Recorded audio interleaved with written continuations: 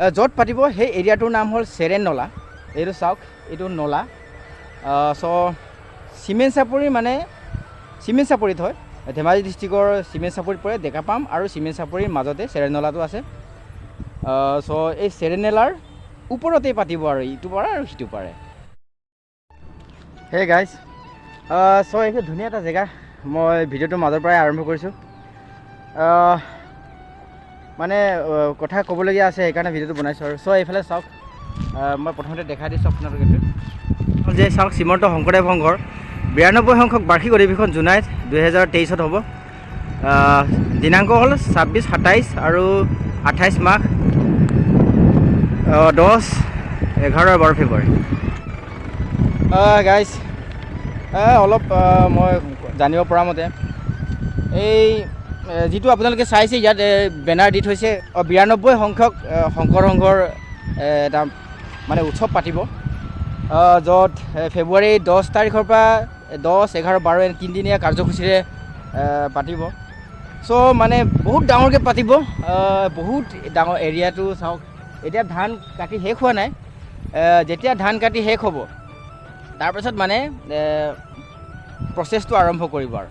মই মানে অলপ আগতে কথা পাতি জানিলোঁ, অলপ কিছু মানে কথা জানিলোঁ আৰু তেওঁৰ কথা মতে তেওঁ কৈছিল যে এয়া চাওক, এই পথাৰ এইটো ছাইড আৰু এই নদীৰ এইটো ছাইড ফালে, এই নদীৰ এইটো ছাইড আৰু নদীৰ সিপাৰে, সেই দুটা ছাইডতে মানে এৰিয়াখিনি কভাৰ কৰা হ'ব। আৰু এই যিটো কিবা এই চাওক, এইটো নলা আছে, মানে এইটো পানী বৈ থাকে। চ' তাৰ ওপৰত অভাৰব্ৰিজ হিচাপে মানে ওলমা দলং নিচিনাকৈ সাঁকো এটা তৈয়াৰ কৰিব, যাত মানে ডেক'ৰেশ্যন হিচাপেও হ'ব আৰু মানে ইপাৰ সিপাৰ কৰিবৰ কাৰণেও মানুহৰ ভাল হ'ব। সেইকাৰণেও বনাব বুলি তেওঁলোকে ইতিমধ্যে জানিব দিছে।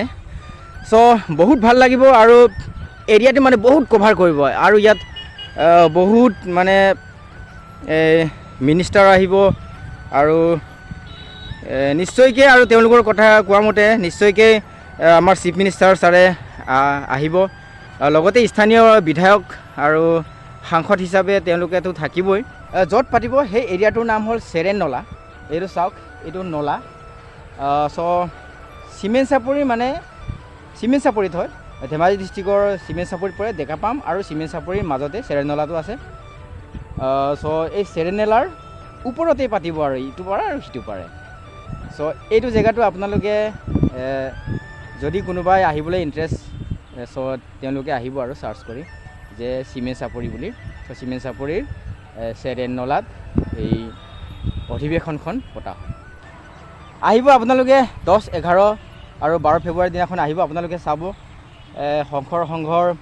কাৰণ আমাৰ ইয়াত মানে ইমান ডাঙৰকৈ পতা নাই, চ' সেইকাৰণে আমি বহুত এক্সাইটিং হৈ আছোঁ সোনকালে আহক বুলি। চ' আপোনালোকেও আহিব চাবলৈ, কিয়নো মেলা হিচাপে মানে বহুত ডাঙৰকৈ পাতিব। আৰু এইবাৰ মানে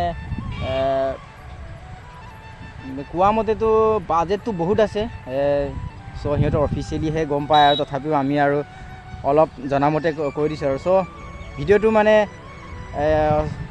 বেনাৰটো চাই মানে মই আগতীয়াকৈ আপোনালোকক ইনফৰমেশ্যন এটা দিলোঁ।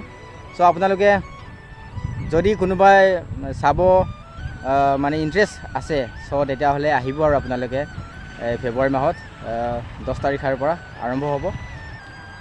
আহিব আপোনালোকে।